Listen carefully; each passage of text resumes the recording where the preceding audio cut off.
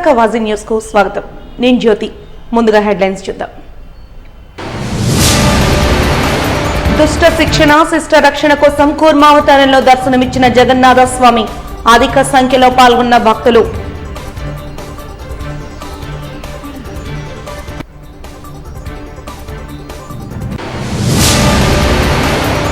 రాష్ట్రంలో అన్ని వ్యవస్థలను చక్కదిద్దేందుకు సమయం పడుతుంది. విశాఖ ఎంపీ శ్రీ భరత్ వ్యాఖ్య.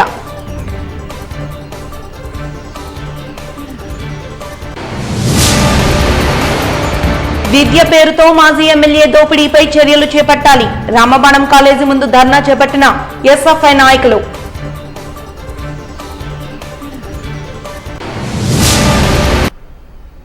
ఇక వివరాల్లోకి వెళ్తే, భావితరాల భవిష్యత్తును గత ప్రభుత్వం ఎలా దెబ్బతీసిందో చెప్పి ప్రజల్లో చైతన్యం తెచ్చేందుకే శ్వేతపత్రాన్ని విడుదల చేస్తున్నట్టు ముఖ్యమంత్రి చంద్రబాబు తెలిపారు. మంగళవారం సచివాలయంలో ఏర్పాటు చేసిన మీడియా సమావేశంలో విద్యుత్ రంగంపై శ్వేతపత్రాన్ని విడుదల చేశారు. ప్రజలు గెలవాలి, రాష్ట్రం నిలవాలంటూ పిలుపునిచ్చారు. ప్రజలు గెలిచి మమ్మల్ని గొప్ప స్థానంలో నిలబెట్టారు. అన్ని శాఖల్లో భయంకరమైన పరిస్థితులు ఉన్నాయంటూ ఆవేదన వ్యక్తం చేశారు ముఖ్యమంత్రి. శ్వేతపత్రాల ద్వారా ప్రజలందరికీ వాస్తవాలను తెలియజేస్తున్నామన్నారు. ఓకే అండి, అందరికీ నమస్కారాలు. సిరీస్లో ఇది మూడో వైట్ పేపర్. రాష్ట్ర ప్రజలందరికీ కూడా మనస్ఫూర్తిగా నా నమస్కారాలు, అభినందనలు, శుభాభినందనలు. ఈరోజు రాష్ట్ర భవిష్యత్తు కోసం 5 సంవత్సరాలు ఏం జరిగింది,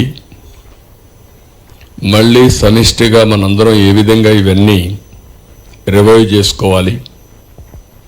ఆ రోజు ఎన్నికల ముందు మేము ఒకటే చెప్పాం, ప్రజలు గెలవాలి, రాష్ట్రం నిలబడాలి. ప్రజలు గెలిపించారు, ప్రజలు గెలిచారు. వాళ్ళ మనోభావాల్ని, అదే మరిగా వాళ్ళ యాస్పిరేషన్స్ని మేము గౌరవించాల్సిన అవసరం ఉంది, సాధించాల్సిన అవసరం ఉంది. అయితే ఈరోజు రాష్ట్రంలో ఉండే ప్రత్యేకమైన పరిస్థితులు కూడా రోజు రోజుకు ఎంత తవ్వితే అంత భయంకరంగా కనపడొస్తున్నాయి. ఎంత లోతుందో మాకే తెలియదు. ఓసారి చెప్తారు, సముద్రంలోకి దిగితే తప్ప లోతు తెలియదని. ఆ పరిస్థితిలో ఉంది. ఇది ఒక డిపార్ట్మెంట్ని కాదు, అన్ని డిపార్ట్మెంట్లో ఇదే పరిస్థితి ఉంది. అయితే ఎవరైతే మమ్మల్ని గౌరవించి మా మీద నమ్మకం పెట్టుకుని ఒక హిస్టారికల్ విక్టరీకి దోహదపడ్డారో వాళ్ళని కాన్ఫిడెన్స్ తీసుకొని ఎప్పటికప్పుడు అన్ని విషయాలు కూడా వాళ్ళకి చెప్పి మళ్ళీ ఏం చేయాలని చేయడం కోసమే ఈ ఎక్సర్సైజ్ స్టార్ట్ చేశాం. 1కి 10 సార్లు మేము చెప్పాల్సిన అవసరం ఉంది. అందరూ కూడా ఆలోచించాల్సిన అవసరం ఉంది. ఫైనల్గా ఏ విధంగా నిర్ణయాలు చేసి ఈ యొక్క వ్యవస్థని ఘాట్లో పెట్టాలి, ఆర్థిక వ్యవస్థను మళ్ళీ ఏ విధంగా పరిపుష్టి చేయాలి, మళ్ళీ అటు సంక్షేమం ఇటు అభివృద్ధి రెండు కూడా సమాంతరంగా ఏ విధంగా తీసుకుపోవాలను ఆ ఎక్సర్సైజ్ స్టార్ట్ చేశాం. అందుకే మూడో వైట్ పేపర్ ఇది. అది కూడా చాలామందికి వైట్ పేపర్ అంటే మాకేంటి సంబంధం అనుకుంటారు. ఇవన్నీ వాస్తవాలు మీ ముందర పెట్టడం, యథార్థాలు మీకు తెలియజేయడం.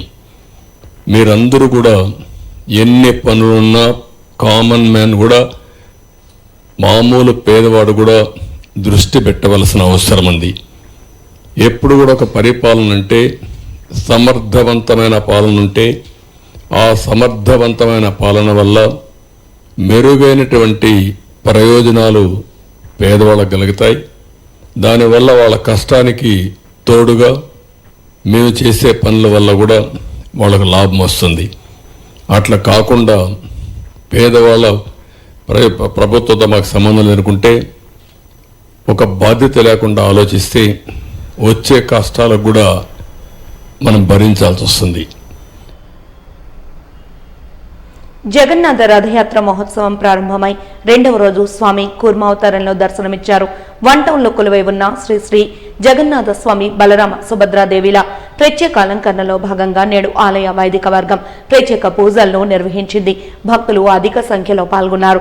దర్శనానంతరం స్వామివారి తీర్థ ప్రసాదాలను స్వీకరించారు. కాగా దేవతలకు రాక్షసులకు జరిగిన క్షీరసాగర మదన సందర్భంలో దేవతలకు మహావిష్ణువు కూర్మావతారంలో అండగా నిలిచి వారికి విజయాన్ని చేకూర్చినట్టు పురాణ ఇతిహాసాలు చెబుతున్నాయని ఆలయ వైదిక వర్గం వివరించింది.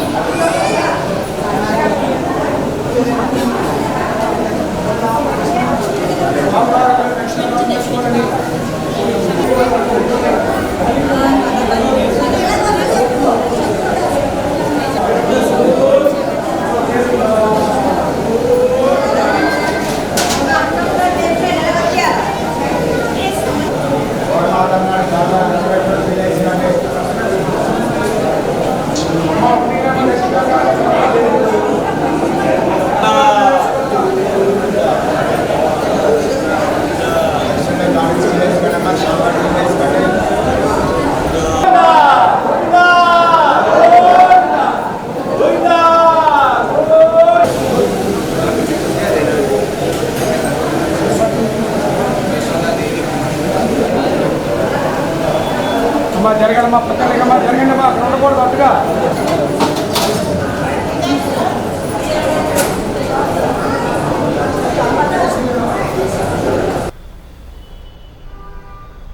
అన్ని వ్యవస్థలకు పూర్వ వైభవం వస్తుందని విశాఖ పార్లమెంట్ సభ్యులు ఎం శ్రీభరత్ అన్నారు. మంగళవారం జిల్లా తెలుగుదేశం పార్టీ కార్యాలయంలో జరిగిన విలేకరుల సమావేశంలో ఆయన మాట్లాడుతూ ఉచిత ఇసుకను అందరూ వినియోగించుకోవాలని కోరారు. 5 ఏళ్లు చతికిలబడ్డ అన్ని వ్యవస్థలకు మళ్లీ పూర్వ వైభవాన్ని తీసుకొస్తామని తెలిపారు. పర్యావరణాన్ని కాపాడుకుంటూ గృహ నిర్మాణ రంగం అభివృద్ధి వైపు అడుగులు వేస్తామని ఆశాభావాన్ని వ్యక్తం చేశారు. గత ప్రభుత్వం ఇసుకను ఆదాయ వనరుగా చేసుకుని దోచుకున్నారంటూ ధ్వజమెత్తారు. 40 లక్షల భవన నిర్మాణ కార్మికులను ఇబ్బంది పెట్టారన్నారు. ఇప్పుడు వారికి మంచి రోజులు వచ్చాయని భరోసా ఇచ్చారు. విశాఖ రైల్వే స్టేషన్ అభివృద్ధి మీద దృష్టి పెట్టామన్నారు. గతంలో ఎంత దోపిడీ జరిగిందో ప్రజల నుంచి మళ్ళీ వేరే చెప్పక్కర్లే. సుమారు 40,000 టన్నులు ఇసుకాలు దోపిడీ చేసి అమ్మారంటే యావరేజ్ టన్ను ఒకటి 1000 రూపాయలకి అమ్మితే సుమారు 40,000 కోట్ల దోపిడీ చేశారు వాళ్ళు. ఆ దోపిడీ చాలదన్నట్లు దానికి మళ్ళీ ఎవరైతే వీళ్ళు అవార్డు ఈ JPNTC అని ఇచ్చారో వాళ్ళ దగ్గర సుమారు 300 కోట్లు 400 కోట్ల దాకా బాకీ ఉంది. ఆ బాకీ బైబ్యాక్ మరి బహుశా ఈ దోపిడీ దొంగలు జగన్ రెడ్డి అండ్ టీం మరి వాళ్ళ బ్యాంకులో మళ్ళీ ఆ డబ్బులు తీసుకొని కట్టలేకపోయి చెప్పి ఒక సాక్ చెప్పి అతను తప్పించి 5-6 నెలల్లో మిగతా ఇసుక అంతా దోపిడీ చేసి అదొక 10,000 కోట్ల దాకా దోచుకున్నారనేది మా వాదన. సో ఈరోజు మీ అందరి దయ వలన, ప్రజల దయ వలన, మా కార్యకర్తలు నాయకుల దయ వలన కూడా ఒక ప్రజాప్రభుత్వం ఏర్పాటు అయిందని మా నమ్మకం. సో ఈ సందర్భంగా ఈరోజు మా ప్రభుత్వం ఈ ఇసుక పాలసీ మీద ఒక డెసిషన్ తీసుకొని 47, 43 జీవో ఇచ్చారు. ఏదో నెంబర్ అది. ఏమైనప్పటికీ ప్రజలకి ఫ్రీగా ఇసుక ఇవ్వాలనే ఆలోచనతో ఒక మంచి నిర్ణయం తీసుకున్నారు. యాక్చువల్గా గతంలో మీ అందరికీ తెలిసే విషయమే. ఇప్పుడు ఇసుక విలువలు మనం ఈ గవర్నమెంట్ ఎలక్షన్ ముందు నుంచి ఇప్పటి వరకు కూడా మనం ఎక్కడా కూడా ఎక్స్టెన్షన్ ఎవరు చేయలేదు. పాత స్టాక్సే ఉన్నాయి. ఇప్పుడు ప్రస్తుతానికి ఏంటంటే మన అవసరాలు ఈ వర్షాకాలం లోపల సుమారు 1,50,00,000 టన్నులు కావాలనేది ఒక ఎస్టిమేషన్, రఫ్ ఎస్టిమేషన్. బట్ మన దగ్గర ఉన్నాయి 60-70 లక్షల టన్నులు ఉందంట ఇసుక. So we have to get estimation from the high level Godavari, Vamsadhara, తర్వాత ఇటువంటి పెద్ద నదుల నుంచి తీసుకొచ్చి మన విశాఖపట్నానికి డంప్ చేయాల్సిన అవసరం ఉంది. It will take some time. కొద్దిగా ఉంది, అది స్టార్ట్ చేస్తారు. కొద్దిగా ఉంది, కాదు రేటు కాదు కానీ బికాస్ ఆఫ్ అరేంజ్మెంట్స్. లేదు డబ్బులు అనేది ఇంకా మాట్లాడలేదండి. ఇసుక కావాలనుకుంటే వాళ్ళు ఏదైతే ఆ ఎక్స్కవేషన్ చేసి ఆ లోడ్ చేయాలో అండ్ ట్రాన్స్పోర్ట్ కాస్ట్ ఇవేవో వేస్తామని చెప్పి అది పర్టికులర్గా డిసైడ్ అవ్వలే. సో మనం ఎక్స్ప్లెయిన్ చేయలేదు ఇప్పుడు పర్టికులర్గా ఎంత తీసుకోవాలని. ఇప్పుడు అందాకల్లా ఒక ఆ డిపోకి డైరెక్ట్ ఇస్తున్నారు. ఎక్కడైతే ఇసుకుందో అక్కడ ఈ రేట్తో మీరు అందరూ రన్ చేయండి. ఇప్పుడు ఆల్రెడీ మనకి భీముల్లో స్టార్ట్ అయింది. తర్వాత అక్కడ గోవాడ దగ్గర స్టార్ట్ అయినట్టుంది. కొన్ని పాయింట్లు మరి అసలు నిన్ననే అక్కడ గబ్బాడ వదిలేండి, ఆయన ఏదో కోపం వచ్చింది, అది ఆపమన్నారు, అది మళ్ళీ వెరిఫై చేస్తారు. మిగతా డిపోలన్నీ కూడా అక్కడ ఉన్న స్టాక్ ఏంటి, ఎట్లా లిస్ట్ చేయాలి, ఇప్పుడు అది తెలుసుకోవడం కోసం కొంతమంది అధికారులకు క్లారిటీ లేదు. ఐ థింక్ 2-3 రోజులు ఇవన్నీ కూడా మొదలు వచ్చాయి ఉన్న స్టాక్ వరకు. ఈ అధికారులకు క్లారిటీ లేకపోవడం వల్ల తవ్వడానికి పనులు కూడా రావడం. గవర్నమెంట్ మారినంత మాత్రం సమాజం మారిపోదు కదా. మనం అదే మనుషులు, అదే ప్రభుత్వ అధికారులు, అదే రాజకీయ నాయకులతో మనం బతుకుతున్నాం. సో సమాజంలో మేము వచ్చేసాం కాబట్టి అందరు సత్యహరిశ్చంద్రులాగా ఉంటారు అని నేను అనట్లేదు. కానీ ప్రభుత్వంలో ఉన్న నాయకులు కానీ కఠినంగా ఉంటే ఎక్కడెక్కడ కరప్షన్ జరుగుతుందో వాళ్ళని మేము వెంటనే పట్టుకుని అక్కడ కరెక్షన్స్ చేసుకుంటాం. అది మాత్రం చాలా స్పష్టంగా ఉన్నాము. అండ్ ఇంకోటి ఏంటి అంటే జనరల్గా పీపుల్లో టాలరెన్స్ లెవెల్ మించి ఏదైనా వెళ్ళింది అనుకోండి, అది వాళ్ళు ఓటు రూపంలో చూపిస్తారు. అది మొన్నే చూపించారు. సో మాకు కూడా అది చాలా సంతోషంగా అనిపించింది. ఎందుకంటే ఒక 100-110 సీట్లతో కానీ మా కుటుంబం గెలుచుంటే నాకు అంత తృప్తి ఉండేది కాదు. 164తో గెలిపించారంటే మీరు చేసింది తప్పు, మీరు ఇట్లా చేస్తే మేము స్వీకరించము, భయంతో రాజకీయం చేస్తే, అహంకారం పెరిగిపోతే, దౌర్జన్యం చేస్తే, ఇంత స్థాయికి వెళ్తే, సో మాకు తెలుసు తప్పకుండా ఏంటంటే అది కరెక్ట్ చేసుకుంటాం అంతే తప్ప అధికారులు అందరూ ఆనెస్ట్ అయిపోతారు, పాలిటీషియన్స్ అందరూ ఆనెస్ట్గా ఉంటారని ఎట్లా చెప్తాను నేను? నా గురించి నేను మాట్లాడగలుగుతాను. కానీ పార్టీ వరకు ఏంటంటే మా ముఖ్యమంత్రి లేకపోతే పవన్ కళ్యాణ్ గారు లేకపోతే లోకేష్ అన్న వీళ్ళందరూ చాలా స్పష్టంగా ఆలోచిస్తున్నారు. మా మంత్రి టీం కూడా మీరు చూస్తే చాలా మంది యంగ్స్టర్స్ని తీసుకొచ్చారు. అందరూ ఇవాళ పరిగెడుతూ పనిచేసి నష్టాల్లో ఉన్న రాష్ట్రాన్ని మళ్ళీ లాభాల దారిలో తీసుకెళ్లాలని పనిచేస్తాం అండి. ఇప్పుడు మైన్స్ అలాట్మెంట్ అనేది ఎన్ఎండిసి నుంచి మనం చేయాలి. సో ఎన్ఎండిసి పాలసీ ప్రకారం మాకు కుదరదు అని వాళ్ళంటే ఎందుకు కుదరదు, కేంద్ర మంత్రి దాన్ని ఎందుకు ఓవర్టైన్ చేయకూడదు అనేది మేము మళ్ళీ కన్విన్స్ చేసుకోగలగాలి. So that is our agenda. లేకపోతే ఎన్నో ప్రభుత్వాలు వచ్చినాయి వెళ్ళి వాళ్ళు ఇచ్చేసి ఉండేవాళ్ళు కదా. ఇప్పుడు ఈ ప్లాంట్ ఉండి 30 సంవత్సరాలు అవుతుంది. గత 15 ఏళ్ళుగా మాకు క్యాపిటల్ మైన్స్ కావాలంటున్నారు. అనేక ప్రభుత్వాలు వచ్చినాయి వెళ్ళి. సో ఇవాళ మా పాత్ర ఏంటి అంటే ఆ రూట్ ఒకవేళ కాకపోతే ఏ రూట్ వల్ల బతుతుంది. ఎందుకంటే ఇప్పుడు ఇంకో డిమాండ్ కొత్తగా వచ్చింది, సేల్లో మర్జ్ చేయండి. సేల్కి క్యాపిటల్ మైన్స్ అందుబాటులో ఉన్నాయి కాబట్టి సేల్ క్యాపిటల్ మైన్స్ ద్వారా మేము స్టీల్ ప్లాంట్ తీసుకొస్తాం, స్టీల్ ప్లాంట్ అక్కడ రివైవ్ చేస్తాం అనేది కూడా ఒక డిస్కషన్ మొన్న కూడా స్టీల్ మినిస్టర్తో ఆ డిస్కషన్ జరిగింది. శ్రీ వరాహలక్ష్మీ నరసింహస్వామి దేవస్థాన ఆధ్వర్యంలో ఈ నెల 20వ తేదీన నిర్వహించే సింహాచల గిరి ప్రదక్షిణ ఏర్పాట్లు పక్కాగా ఉండాలని జిల్లా కలెక్టర్ ఎంఎన్ హరేంద్ర ప్రసాద్ సంబంధిత అధికారులను ఆదేశించారు. గత అనుభవాలను దృష్టిలో ఉంచుకుని గిరి ప్రదక్షిణలో పాల్గొనే భక్తులకు ఎటువంటి అసౌకర్యం తలెత్తకుండా చూడాలని సూచించారు. కలెక్టర్ కార్యాలయ సమావేశ మందిరంలో భక్తుల గిరి ప్రదక్షిణ ఏర్పాట్లపై సమన్వయ అధికారులతో కలెక్టర్ సమీక్షించారు. ఈ సందర్భంగా కలెక్టర్ మాట్లాడుతూ ఈ నెల 20 తెల్లవారుజాము నుంచి 21 సాయంత్రం వరకు కొండ దిగువన తొలిపావంచ వద్ద భక్తులను ట్రాఫిక్ ను క్రమబద్ధీకరణకు పోలీస్ బందోబస్తు, పోలీస్ శిబిరాలు, పబ్లిక్ అడ్రస్ సిస్టమ్స్ ఏర్పాటు చేయాలని పోలీస్ అధికారులను ఆదేశించారు.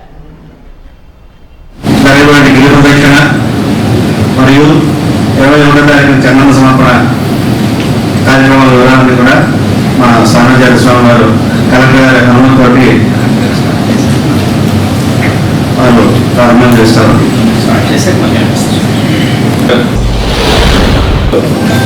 As you all know, coming 20th we will be having the Giri Pradakshina కార్యక్రమం. సో దాంట్లో భాగంగా కొన్ని ఏర్పాట్లు చేయాల్సిన అవసరం ఉంది. This preliminary meeting is called for to have that coordination amongst departments. There are a lot of departments involved, primarily the Environment Department, followed by Police Department, GVMC and other line departments of the government. So, ఈ మంచి కార్యక్రమంలో అందరూ పాల్గొని దీన్ని సక్సెస్ఫుల్గా conduct చేయడానికి ఈ preliminary meeting ఈరోజు మనం చేసుకుంటున్నాం. దీంట్లో ఫాలోఅప్గా కూడా సబ్సిక్వెంట్ మీటింగ్స్ మనము పెట్టుకోవడం జరుగుతుంది. సో మీటింగ్స్ ఒక ముఖ్య ఉద్దేశం ఏంటంటే to define clearly the roles and responsibility of each and every one of us, including myself. So, Endowments Department hero గారు ఏం చేయాలి, అదేవిధంగా పోలీస్ డిపార్ట్మెంట్ వారి యొక్క రోల్స్ ఏంటి, రెస్పాన్సిబిలిటీస్ ఏంటి, GVMC what all they will take care, EMHO what all they will take care, EPDCF what they will take care అనేది గురించి మనం అందరూ కూడా మాట్లాడుకోవడం జరుగుతుంది. ఇక్కడ besides discussing on those issues, we will also reflect upon what happened in the last year's event. Last year event లో ఏమి బాగా మనం చేయగలిగాము, ఎటువంటి లోపాలు మనం గుర్తించాము, వాటిని ఎలా సరి చేసుకోవాలి, అదేవిధంగా మీ డిపార్ట్మెంట్ తరఫు నుంచి ఏదైనా ఎక్స్పెక్టేషన్స్ ఉంటాయి. ఉదాహరణకి పోలీస్ డిపార్ట్మెంట్ వారు they are asking certain CCTV cameras to be put up, they are asking certain barricading to be done. ఇలాంటి ఎక్స్పెక్టేషన్స్ ఉంటాయి కూడా you have to put forth in this meeting so that everybody is prepared to handle any eventuality or any situation that may arise. సాధారణంగా అయితే 4 గంటలకు శుభ్రమం, 6 గంటలకి సర్వదర్శనం ఆరంభం, 11:30 గంటకి రాజభోగ మహానివేదనం రొటీన్గా జరిగేది. కానీ జనసంబంధంగా ప్రతి సంవత్సరం గిరి ప్రదక్షిణ నాడు ఉదయం రాజభోగం కూడా చేసేసి అన్ఇంటరప్టెడ్గా ఉదయం 6:30 గంటల నుంచి మధ్యాహ్నం 2:30 గంటల వరకు దర్శనం సర్వదర్శనం కల్పించడం జరుగుతుంది సార్. అదే ఈ సంవత్సరం కూడా ఉదయం 6:30 గంటల నుంచి మధ్యాహ్నం 2:30 గంటల వరకు సర్వదర్శనం, 2:30 గంటల నుంచి 3 గంటల వరకు మధ్యాహ్నం విరామం నుండి గౌరవం చేస్తాం సార్ స్వామివారికి. 3 గంటల నుంచి మళ్ళీ రాత్రి 7 గంటల వరకు సర్వదర్శనం కొనసాగుతుంది సార్. రాత్రి 7 గంటల నుంచి 8:30 గంటల వరకు రాత్రి ఆరాధన జరుగుతుంది. రాత్రి ఆరాధన అయిన తర్వాత 8:30 నుంచి రాత్రి 10 గంటల వరకు భక్తులకు దర్శనం ఇవ్వడం జరుగుతుంది సార్. మామూలు రోజుల్లో అయితే 9 గంటలకు దర్శనం సమాప్తం అవుతుంది, 9 గంటలకు పౌర్ణమి అవుతుంది. శనివారం ఈ గిరి ప్రదక్షిణం ఈ సాయంకాలానికి వచ్చేటువంటి భక్తుల్ని దృష్టిలో పెట్టుకుని 1 గంట ఎక్స్టెండ్ చేస్తూ 10 గంటల వరకు దర్శనం నుంచి 10 గంటలకి ఏకాంత సేవ చేయడం జరుగుతుంది. మాజీ ఎమ్మెల్యే వాసుపల్లి గణేష్ కుమార్ ఆధ్వర్యంలో నిర్వహిస్తున్న రామబాడం జూనియర్ కాలేజీలో ఫీజుల భారాన్ని విద్యార్థులపై మోపుతూ భారీ దోపిడీకి తెరతీస్తున్నారంటూ student federation of India SFI Visakha జిల్లా అధ్యక్షులు ఎల్జీ నాయుడు ఆరోపించారు. ఈ మేరకు వన్ టౌన్లోని కార్యాలయం వద్ద ఎస్ఎఫ్ఐ ఆధ్వర్యంలో ధర్నా చేపట్టారు. ఈ సందర్భంగా వారు మాట్లాడుతూ అడ్మిషన్ సమయంలో 35,000 రూపాయల ఫీజులు చెప్పి తర్వాత 1,50,000 వరకు వసూలు చేస్తున్నారన్నారు. పుస్తకాలను కూడా కాలేజీలోనే విక్రయిస్తున్నారంటూ ఇది చట్ట విరుద్ధమన్నారు. కాలేజీ యాజమాన్యం ఫీజు నియంత్రణ చట్టాలను పాటించడం లేదని, దీనిపై తక్షణమే విద్యాశాఖ అధికారులు చర్యలు చేపట్టాలని వారు డిమాండ్ చేశారు.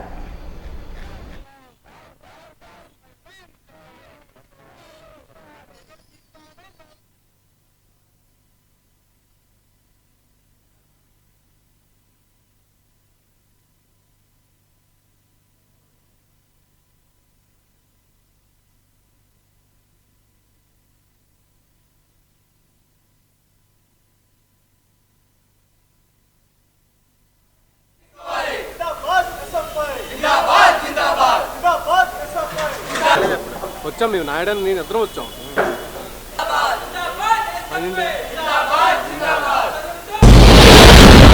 మాజీ ఎమ్మెల్యే వాసుపల్లి గణేష్ కుమార్ నడుపుతున్న విద్యా సంస్థలన్నింటిలో కూడా మాజీ ఎమ్మెల్యే అరాచకంగా ఈరోజు వ్యవహరిస్తూ ఉన్నాడు. మేనేజ్మెంట్ని అలాగే వాళ్ళ ప్రిన్సిపల్ని అందరినీ కూడా ఉపయోగించుకొని, అంతకుముందు అధికారాన్ని ఉపయోగించుకొని అత్యధిక మంది విద్యార్థుల్ని కాలేజీలో చేర్పించుకున్న తర్వాత ఈరోజు ఆ అధికారాన్ని ఉపయోగించుకొని ఆ వైసీపీ ఎమ్మెల్యే మాజీ ఎమ్మెల్యే వాసుపల్లి గణేష్ కుమార్ విద్యార్థుల వద్ద నుంచి సర్టిఫికేట్ల సందర్భంలోనూ టీసీలు ఇచ్చే సందర్భంలోనూ అత్యధికంగా ఫీజులు డిమాండ్ చేస్తూ ఈరోజు విద్యార్థులందరినీ కూడా ఇబ్బందులు పెడతా ఉన్నాడు. అదేవిధంగా వాసుపల్లి గణేష్ కుమార్ కాలేజీలు అన్నింటిలోనూ కూడా పుస్తకాలు 4-5 పుస్తకాలు కూడా వేల రూపాయలకు ఈరోజు విక్రయాలు చేస్తూ ఉన్నాడు. ప్రభుత్వ నిబంధనలకు విరుద్ధంగా క్యాంపస్లు నడుపుతూ ఉన్నాడు. ప్రభుత్వ నిబంధనలకు విరుద్ధంగా పుస్తకాల వ్యాపారం చేస్తూ ఉన్నాడు. సర్టిఫికేట్లు అమ్ముకుంటా ఉన్నాడు. అదేవిధంగా గ్రౌండ్ లేకుండా ఏ ఒక్క నామ్స్ కూడా ఈరోజు పాటించకుండా ఈరోజు కాలేజీ నుండి సందుల్లోనూ కూడా ఈరోజు కాలేజీలు నడుపుతూ విద్యార్థులందరినీ కూడా అవస్థలు గురి చేస్తూ ఉన్నాడు వాసుపల్లి గణేష్ కుమార్. తక్షణమే వాసుపల్లి గణేష్ కుమార్పై ప్రభుత్వ అధికారులు స్పందించి చర్యలు తీసుకోవాలని మేము డిమాండ్ చేస్తున్నాం. ఈ వాసుపల్లి గణేష్ కుమార్ కాలేజీలో వచ్చిన సమస్యలపైన విద్యార్థులు తీసుకెళ్లి జిల్లా కలెక్టరేట్లోనే అలాగే ఆర్ఐఓకి విన్నపాలు సమర్పిస్తే వాసుపల్లి స్పందించడం లేదండి, వాసుపల్లి రెస్పాండ్ కావట్లేదండి, ఆయన బెదిరిస్తున్నాడండి తిరిగి అని చెప్పి ఆర్ఐఓ కానీ లేదంటే అధికారులు కానీ చెప్తా ఉన్నారు. అధికారులు కూడా ఈరోజు వాసుపల్లి బెదిరించి ఈరోజు విద్యా సంస్థలు నడుపుతున్నామంటే ప్రభుత్వం దీనిపైన స్పందించి వాసుపల్లి విద్యా సంస్థలపైన ఖచ్చితంగా చర్యలు తీసుకొని అనార్గనైజ్డ్గా నడుపుతున్న విద్యా సంస్థలన్నింటిలో కూడా మూతవేయాలని, పుస్తకాల వ్యాపారాన్ని కట్టడి చేయాలని, అలాగే జాయినింగ్ టైంలో ఒక ఫీజు చెప్పి జాయినింగ్ అయిపోయిన తర్వాత 1,50,000, 1,60,000, 2 లక్షల వరకు ఫీజులు వసూలు చేస్తున్న వాసుపల్లి పైన ఫీజుల నియంత్రణ చట్టం అమలు చేయాలని, రకరకాల చర్యలు తీసుకోవాలని చెప్పి ఎస్ఎఫ్ఐగా మేము డిమాండ్ చేస్తున్నాం. లేని పక్షంలో తల్లిదండ్రులని విద్యార్థులు అందరినీ కలుపుకొని కూడగట్టుకుని కలెక్టరేట్ వద్ద పెద్ద ఎత్తున ధర్నా నిర్వహిస్తామని ఈ సందర్భంగా మేము తెలియజేస్తా ఉన్నాం.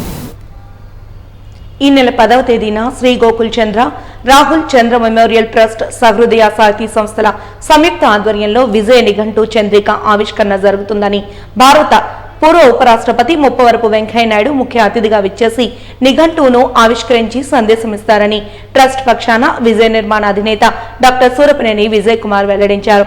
ఈ మేరకు పౌర గ్రంథాలయంలో ఏర్పాటు చేసిన మీడియా సమావేశంలో ఆయన మాట్లాడుతూ ఈ కార్యక్రమం కళాభారతి ఆడిటోరియంలో సాయంత్రం ప్రారంభమవుతుందని తెలిపారు. తిరుపతిలోని వేదిక్ విశ్వవిద్యాలయ ఉపాధ్యక్షులు డాక్టర్ రాణి సదాశివమూర్తి పర్యవేక్షణలో వైద్యుత మహానిఘంటువు రూపొందిందన్నారు. ఇది ఈ డిక్షనరీ అని పలువురు నిపుణుల సహకారంతో సదాశివమూర్తి రూపొందించారని తెలిపారు.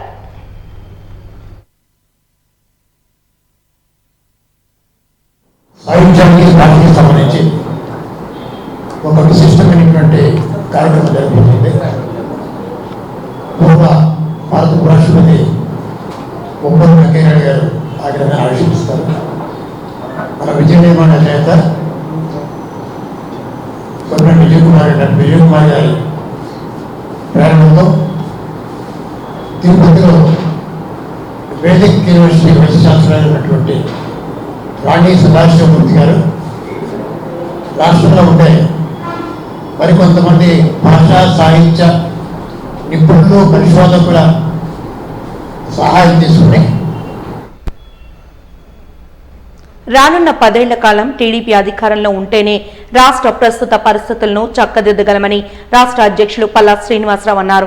రామ్నగర్లోని టీడీపీ పార్టీ కార్యాలయంలో జిల్లా అధ్యక్షులు గండిబాబ్జీ ఆధ్వర్యంలో ఎన్నికైన ప్రజా ప్రతినిధులకు సన్మాన కార్యక్రమాన్ని చేపట్టారు. ఈ సందర్భంగా కార్యక్రమంలో పాల్గొన్న టీడీపీ రాష్ట్ర అధ్యక్షులు పల్లా శ్రీనివాసరావు, ఎంపీ శ్రీభరత్, ఎమ్మెల్యేలు వెలగపూడి రామకృష్ణబాబు, గణబాబు తదితరులు మాట్లాడుతూ చారిత్రాత్మక విజయాన్ని ప్రజలు టీడీపీకి అందించారని, వారి నమ్మకాన్ని నిలబెట్టే విధంగా పరిపాలన సాగుతుందని హామీనిచ్చారు. గత ప్రభుత్వ హయాంలో అనేక వ్యవస్థలు అతలాకుతలమయ్యాయని, ప్రస్తుతం వాటి సవరణే తమ ముందున్న లక్ష్యంగా పేర్కొన్నారు. కార్యక్రమంలో టీడీపీ కార్యకర్తలు, కార్పొరేటర్లు, వార్డు ప్రెసిడెంట్లు, అభిమానులు పాల్గొన్నారు. అందరి సమక్షంలో ఎంపీ సహా ఎమ్మెల్యేలను ఘనంగా సత్కరించారు. పల్లా శ్రీనివాస్ గారు పుష్పాలంకరణ చేస్తారు. దయచేసి అందరూ దిగాల్సిగా కోరుతా ఉన్నాం.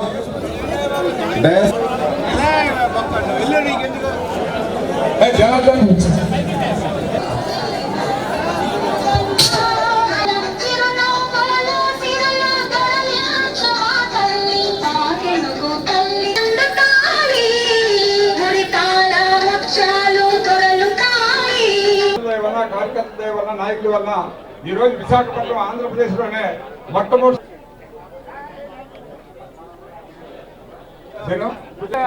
సందేశాన్ని మీకు ఇవ్వాలని కోరుతున్నాం.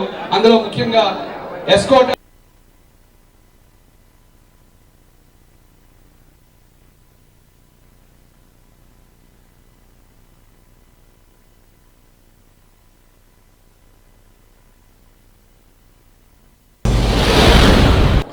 ఇవాళ నిజంగా చరిత్రలో ఎన్నడూ లేనంత మెజార్టీలు ఇవాళ 164 సీట్లు గెలిపిస్తూ పార్లమెంట్ అభ్యర్థుల విజయానికి ఎన్డీఏ కూటమిని నడిపిస్తూ ఇవాళ మమ్మల్ని అందరినీ నడిపించారు.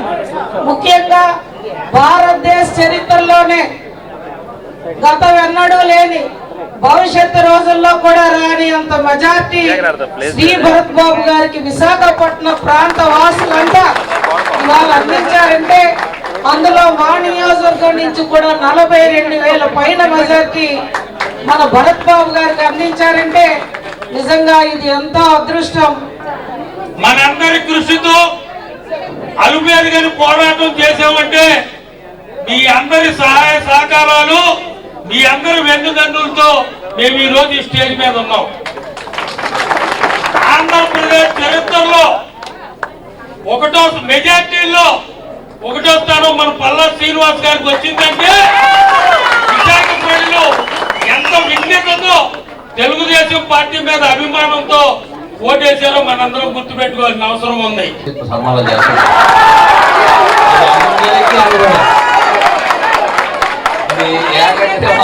అందరూ చెప్తున్నారు ముందు మిమ్మల్ని కూడా తోసేసి వాళ్ళు వచ్చేసి అంటే 5 ఏళ్ళు అధికారం అలవాటై ఆ అధికారం పోయింది అనేటువంటిది జీర్ణించుకోక మరలా అధికారం చలాయించడానికి ముందుకొచ్చి మనల్ని పొందే పరిస్థితి చూస్తున్నారు. ఇది పార్లమెంట్ లో 2 వారాలు అయిపోయింది. సో చాలా కొత్త అనుభవాలు. ఎలక్షన్స్ అయిపోయిన తర్వాత చాలా మంది కలుస్తూ ఎంత మెజారిటీతో గెలుస్తావు భరత్ అంటే మనసులో 2.5-3 లక్షలని నాకు అనిపించినా 1.5 లక్ష దాటుతుంది అని చాలా మందికి చెప్పాను. 2.5-3 లక్షలు వస్తే బాగుండు అని అనుకుని 5 అని అసలు ఎప్పుడు ఊహించిన కూడా లేదు. కానీ ఒక మాత్రం నా గురించి ఆలోచన పక్కన పెడితే మనం కానీ ఈ కూటమి కానీ 110-115 సీట్లతో గెలుస్తుంటే నాకైతే తృప్తి ఉండేది కాదు.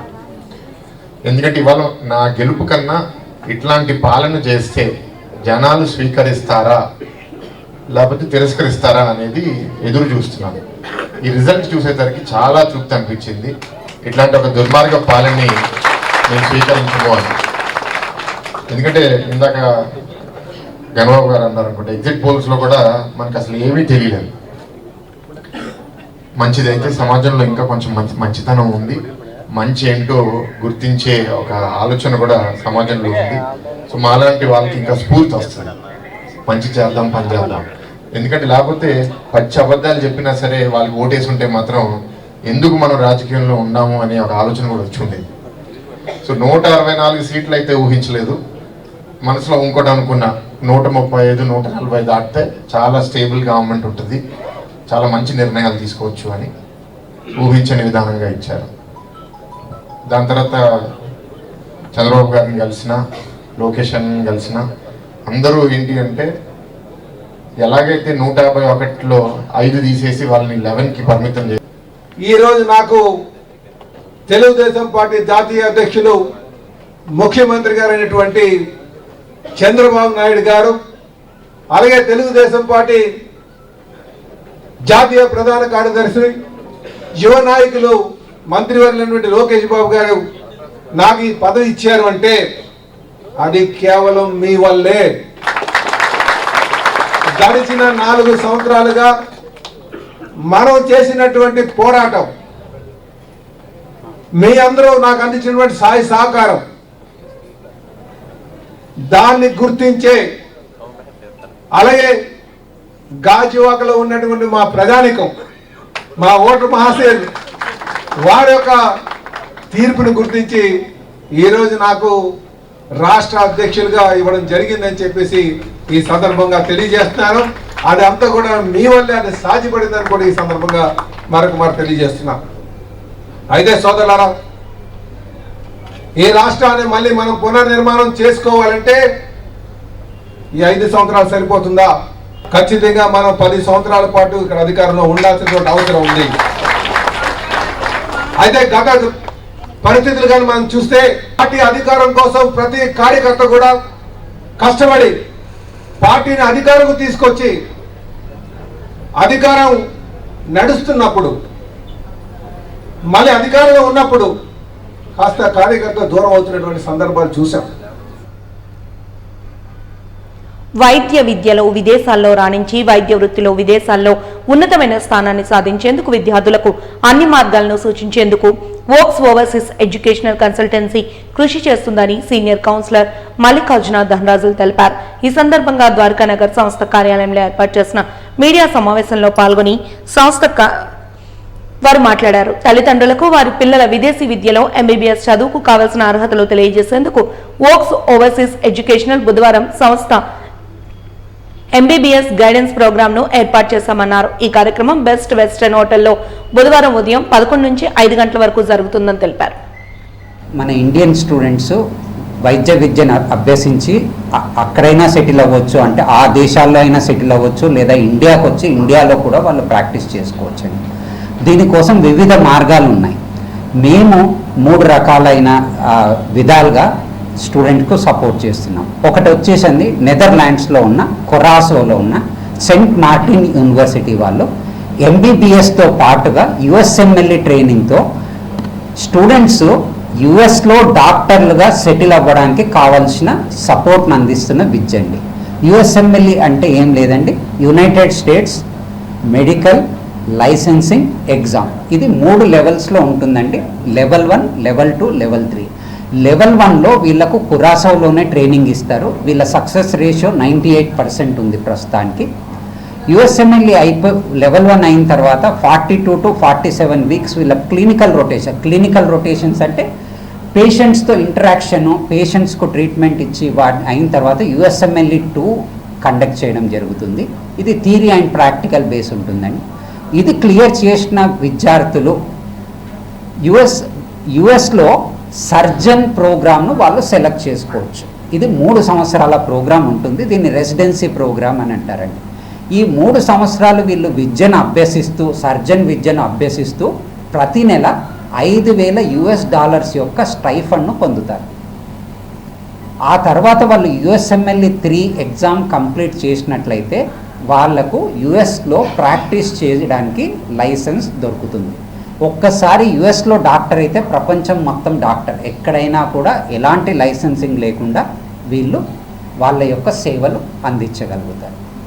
తర్వాత వచ్చేసండి నెక్స్ట్ మనం స్టూడెంట్స్ ఎవరైతే ఎకనామికల్గా మీడియం రేంజ్లో ఉన్నారు, చదువులో కూడా మీడియం రేంజ్లో ఉన్నారు, అలాంటి స్టూడెంట్స్ కోసం మనం రష్యాను రికమెండ్ చేస్తున్నామండి. ఈ రష్యాలో వైద్య విద్య చాలా చీప్గా అందిస్తారు. ఎందుకంటే ఇక్కడ ఉన్నవన్నీ పబ్లిక్ యూనివర్సిటీస్, అంటే గవర్నమెంట్ చేత స్థాపించిన యూనివర్సిటీస్ను మాత్రమే మనం రికమెండ్ చేస్తున్నాము. ఇవన్నీ కూడా సెయింట్ మార్టినస్ యూనివర్సిటీ కోసం స్టూడెంట్స్కి పూర్తి అవగాహన ఇవ్వడం కోసం వోక్స్ యాక్చువల్గా ఈ ఈవెంట్ కండక్ట్ చేయడం జరుగుతుంది.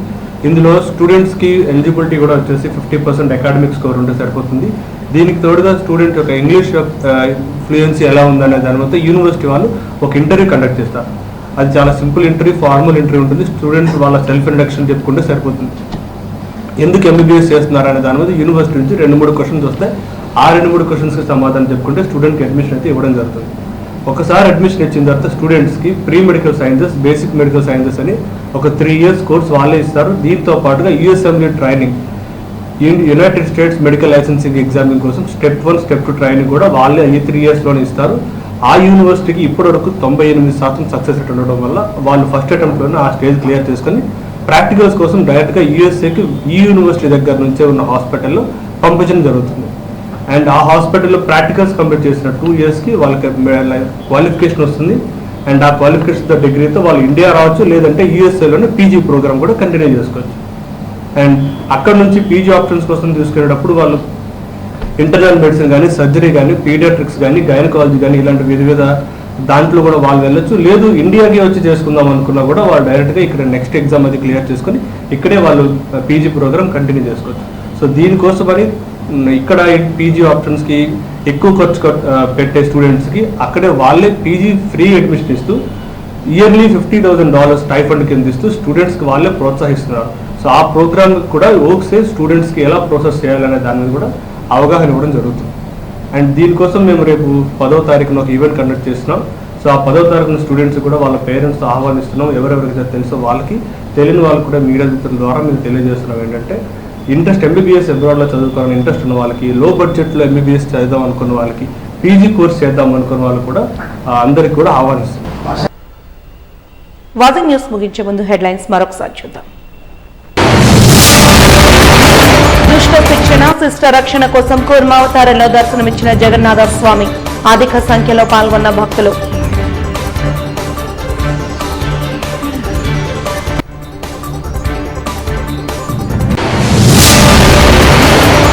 రాష్ట్రంలో అన్ని వ్యవస్థలను చక్కదిద్దేందుకు సమయం పడుతుంది. విశాఖ ఎంపీ శ్రీభరత్ వ్యాఖ్య.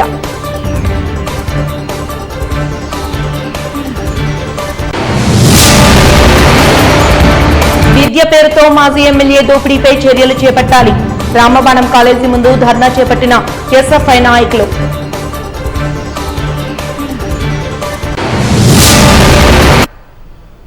వాజింగ్ న్యూస్ ఇంతటితో సమాప్తం. నమస్కారం.